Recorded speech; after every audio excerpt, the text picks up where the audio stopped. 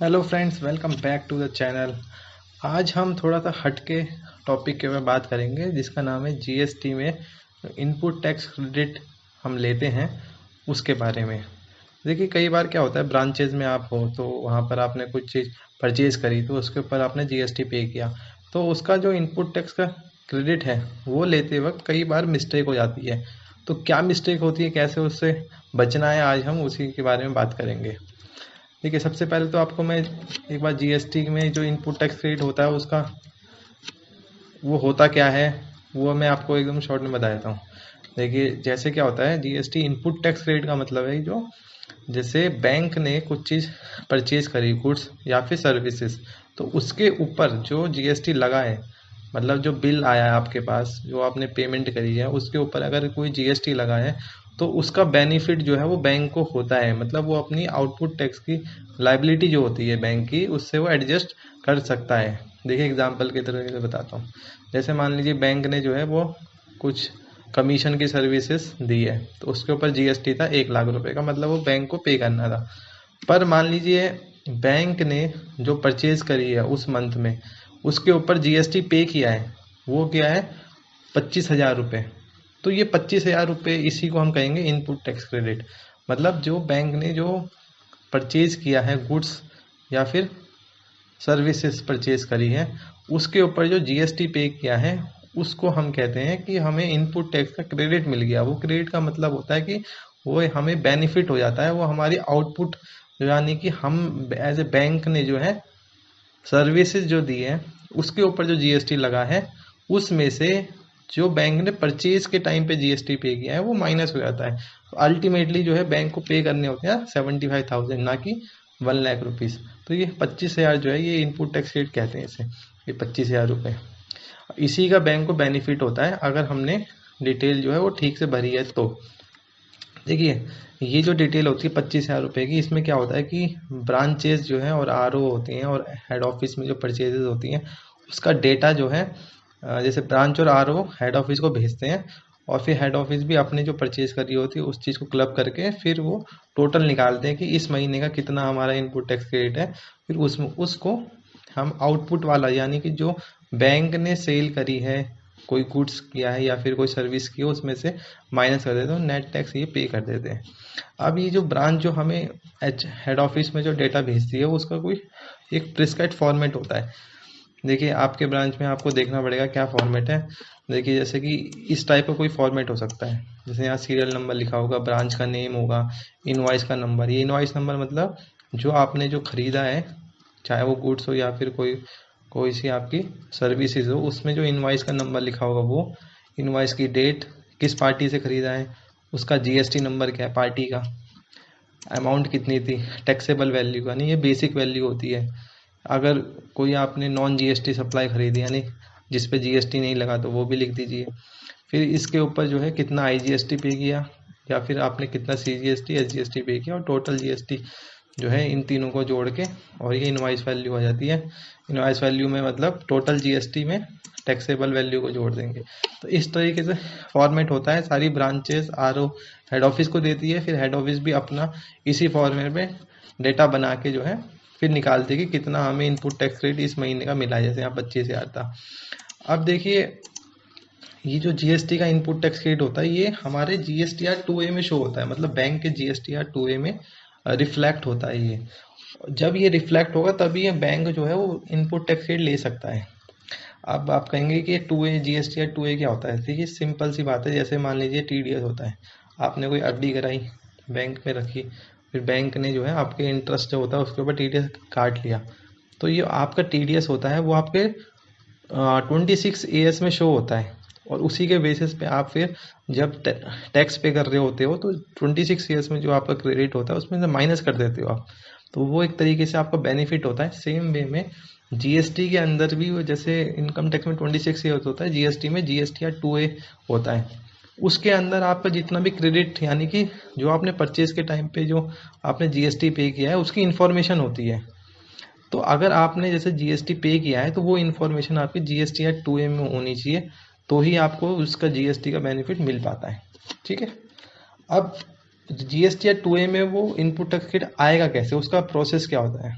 देखिए सबसे पहले जो जिससे आपने परचेज करी है वो अपनी GSTR 1 फाइल करेगा, और जब वो GSTR 1 फाइल कर रहा होगा उस टाइम पे उसको, यानी सप्लायर जो है वो हमको जो उसने सेल किया उसको वो बिजनेस टू बिजनेस यानी B2B में दिखाए, तभी हमें उसका जो है वो GSTR 2A में, हमारे बैंक के GSTR 2A में शो होगा।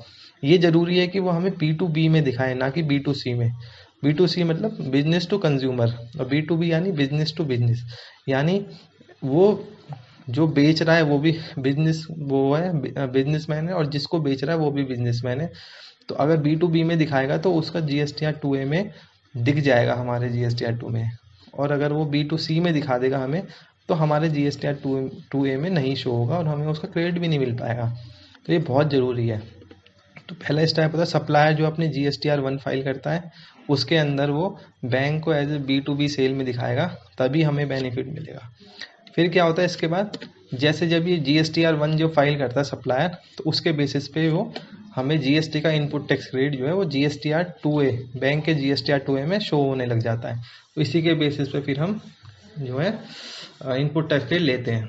अब होता क्या है कि देखिए जो है जैसे मंथली बेसिस पे ब्रांच और आरओ तो हेड ऑफिस को डेटा भेजती है और हम उसका इनपुट टैक्स क्रेडिट ले लेते हैं। फिर बाद में जाके जो है हम क्या करते हैं कि उसका ना रिकॉन्सिलेशन करते हैं। इसका रिकॉन्सिलेशन, जो डेटा जो है ब्रांच ने भेजा है उसको हम GSTR 2A से मैच करते हैं कि क्या वो सारा का सारा डेटा जो ब्रांच ने भेजा है, क्या वो हमारे GSTR 2A में आ रहा है कि नहीं आ रहा। अगर मान लीजिए कोई GSTR 2A में नहीं आ रहा है डेटा, तो फिर हम देखते हैं कि क्यों नहीं आ रहा है, क्या रीज़न है। अब देखिए रिकॉन्सिलेशन जब करेंगे तो ऑब्वियसली कुछ ऐसे आइटम होंगे जिसका कि रिकॉन्साइल नहीं हो पा रहा है। मतलब जैसे ब्रांचेस ने जो हमें भेजा है डेटा, उसमें तो हमने इनपुट टैक्स क्रेडिट ले लिया, पर वो GSTR 2A में अब शो नहीं हो रहा है हमारे। तो उसका क्या हो सकता है रीज़न। देखिए पहला रीज़न तो हो सकता है कि ब्रांचेस ने जब हमें यानी हेड ऑफिस को डेटा भेजा है तो उस टाइम पे इनवॉइस के नंबर या GST नंबर में जो हमें इंफॉर्मेशन भेजी है उसमें मिस्टेक कर दी है, लेकिन इनवॉइस का नंबर ठीक से नहीं डाला, या सप्लायर का GST नंबर वो ठीक से नहीं डाला। उससे क्या होगा, हमें मैच नहीं हो पाएगा, मतलब हमें जो है ना मिसमैचिंग हो जाएगी। तो ये बहुत ज़रूरी है कि ब्रांचेस जब भी हेड ऑफिस को भेजे डेटा, उसमें प्रॉपरली इनवॉइस नंबर लिखे, GST नंबर लिखे सप्लाई का, तभी मैच हो पाएगा। अभी मैं आपको दिखाऊंगा कि देखिए हम कैसे रिकॉन्साइल करते हैं। देखिए 4-5 हज़ार एंट्रियाँ होती हैं। अब ऐसे अगर मान लीजिए मिस्टेक कर देंगी ब्रांचें या आरओ, तो फिर हमारे लिए बहुत मुश्किल हो जाता है ये रिकॉन्साइल करना। तो इसलिए ये इंश्योर करें कि ब्रांच जो है और आरओ इनवॉइस नंबर और GST नंबर सही डालें। मैंने बहुत ऐसे केस देखे हैं जिस केस में ब्रांचेस क्या करते हैं कि इनवॉइस का नंबर ही नहीं डालती हैं, कहते हैं छोड़ो क्या डालना। पर ये बहुत ज़रूरी है इनवॉइस का नंबर ठीक से डालना और GST नंबर भी। फिर उसके बाद क्या होता है, सप्लायर जो होता है यानी कि जिससे हमने मटेरियल या फिर सर्विसेज खरीदी है, उसने अपनी अभी GSTR 1 फाइल ही नहीं करी है। तो अगर वो GSTR 1 फाइल ही नहीं करेगा तो हमारे GSTR 2A में उसका क्रेडिट शो ही नहीं होगा। तो ये बहुत ज़रूरी है कि कैसे क्या सप्लायर ने GSTR 1 फाइल कर दी है कि नहीं। देखिए कैसे हम ये चेक करेंगे कि सप्लायर ने GSTR 1 फाइल करी है कि नहीं, अभी मैं आपको बताऊंगा। ये ऑनलाइन शो हो जाता है। फिर तीसरी क्या होती है कि सप्लायर ने जो है बैंक को B2B में दिखा दिया, मतलब वो सेल जो करी है वो एज ए B2B की जगह B2C में दिखा दिया, यानी बिजनेस टू कंज्यूमर। और ऐसा क्यों किया होगा, क्योंकि सप्लायर के पास बैंक का GST जो है नंबर ही नहीं होगा। तो इसलिए ये इंश्योर करें कि बैंक का GST नंबर जो है ब्रांचेस या आरओ या हेड ऑफिस जो है वो सप्लायर को दे दें। सप्लायर को बताएं कि हमारा GST नंबर ये है और हमें एज ए B2B में दिखाना, ना कि B2C में। अगर B2C में दिखा दिया तो हमें क्रेडिट मिलेगा ही नहीं, GSTR 2A में शो ही नहीं होगा। तो इसके लिए बहुत ज़रूरी है कि जितनी भी परचेजेस हो रही हैं सभी में आप जो है सप्लायर को अपना GST नंबर दे दो और ये कहो कि वो हमें B2B में दिखाना, तभी हम उसका बेनिफिट ले पाएंगे, तभी जो है वो GSTR 2A में शो होगा। अब कई बार क्या होता है कि सप्लायर का GST नंबर जो है वो कैंसिल हो चुका है, मतलब क्योंकि उसने जो है GSTR 1 फाइल ही नहीं करी, बहुत टाइम से नहीं करी, 1 साल 2 साल हो गए। अब हमसे GST जो है ले तो लेते हैं सप्लायर, लेकिन वो क्या करते हैं कि फिर उसके बाद वो पे ही नहीं करते, मतलब GSTR 1 GSTR 3 भी फाइल नहीं करते। तो अभी बीच में बहुत सारे जो है ऐसे GST नंबर जो है डिपार्टमेंट ने कैंसिल कर दिए हैं। तो उस केस में भी हमारे GSTR 2A में वो उसका क्रेडिट शो ही नहीं होगा। देखिए अब ये इन्फॉर्मेशन जो होती है ना कि सप्लायर ने अपनी GSTR1 फाइल करी है कि नहीं करी, ये हम चेक कर सकते हैं GST पोर्टल से। देखिए मैं बताता हूँ कैसे करना है। मान लीजिए ये जो इन्फॉर्मेशन जैसे कि जो ब्रांचेस ने भेजी है, ये देखिए कितनी सारी है, 2000 के आसपास एंट्रियाँ हैं। तो अब मान लीजिए कोई भी पार्टी उठा लेते हैं, जैसे ये है BSNL की, ठीक है, ये इसका GST नंबर है।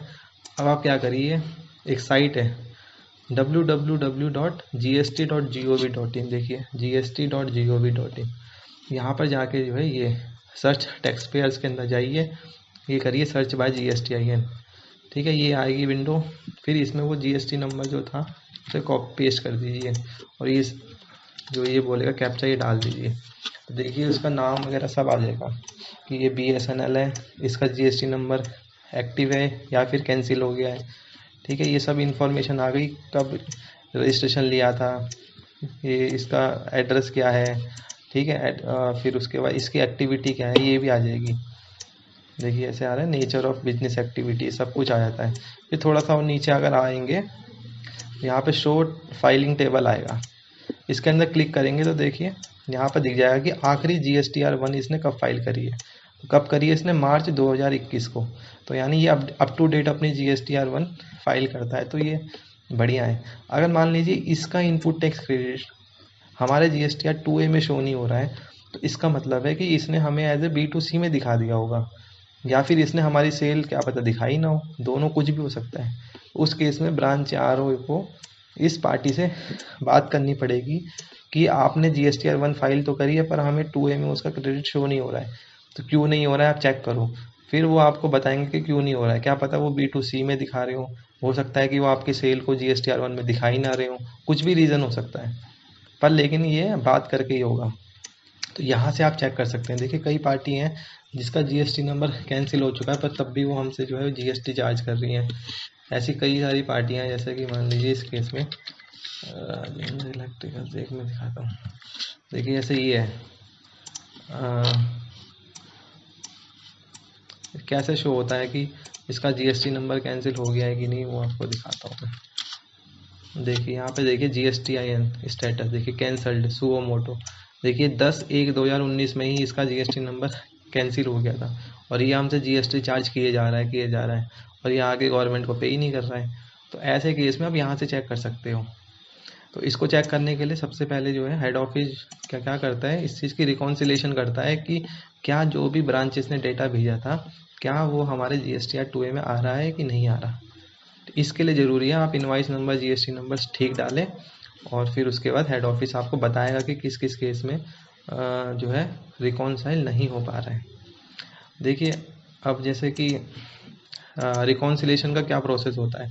देखिए हम हेड ऑफिस में क्या करते हैं कि जो भी ब्रांच हमें भेजती है डेटा, हम उसे क्या करते हैं कंपाइल कर देते हैं मंथ वाइज। जैसे जनवरी का है, फिर नीचे आप देखेंगे तो फिर दूसरे मंथों का भी दिखेगा आपको, फरवरी, ऐसे करके हम टोटल कर देते हैं। अब ये 3 महीने का ही है पर हम क्या करते हैं टोटल कर देते हैं। फिर ये इनवाइस नंबर और GST नंबर, इसके बेसिस पे हम ये यूनिक नंबर निकाल देते हैं, जिसको हम ये फॉर्मूले के थ्रू जो होता है हमारा कॉन्कैटिनेट, इसको इनवाइस ऐसे कर देते हैं। फिर उसके बाद हम वी लुकअप लगा के हम GSTR 2A को भी डाउनलोड मार लेते हैं पोर्टल से, और फिर उसके बाद देखते हैं कि क्या ये वाली वैल्यू जो है ये वी लुकअप लगा के कि क्या ये यूनिक नंबर यहाँ पर आ रहा है कि नहीं। अगर आ रहा होता है तो इसका मतलब मैच है, नहीं आ रहा होता तो यानी नहीं मैच है। तो इसी से हम ऐसा पता लगाते हैं। तो इसके लिए क्या होना चाहिए कि इनवाइस नंबर और GST नंबर सही आना चाहिए, तभी हम ये मैचिंग हो पाती है। और कई केस में जैसे मान लीजिए ब्रांचेस ने ठीक भेजा है पर अब वो 2A में शो ही नहीं हो रहा है, तो इसका मतलब है कि जैसे मैंने ये बताया था कि सप्लायर ने या तो GSTR1 फाइल नहीं करी है या हमको B2C में दिखा दिया या उसका GST नंबर ही कैंसिल हो गया। तो आप ये पता करिए और फिर देखिए कि क्यों हो रहा है। देखिए हम सप्लायर को मान लीजिए GST दिए जा रहे हैं पर वो हमें B2C में दिखा दे रहा है या उसने GSTR1 ही नहीं फाइल करी, तो उस केस में होगा क्या, कल की डेट में GST डिपार्टमेंट वाले हमसे क्लेम कर सकते हैं कि आपने इसका इनपुट टैक्स रेट कैसे ले लिया, जबकि सप्लायर तो GST फाइल ही नहीं करता है। तो अब आप कहेंगे कि हमें क्या पता अभी सप्लायर ने फाइल करी है कि नहीं। तो ऐसा नहीं है। देखिए आपकी ड्यूटी है, यानी जो इनपुट टैक्स रेट ले रहा है उसकी ड्यूटी है कि वो रिकॉन्साइल करे जो भी उसने इनपुट टैक्स रेट लिया है उससे और GSTR 2A से।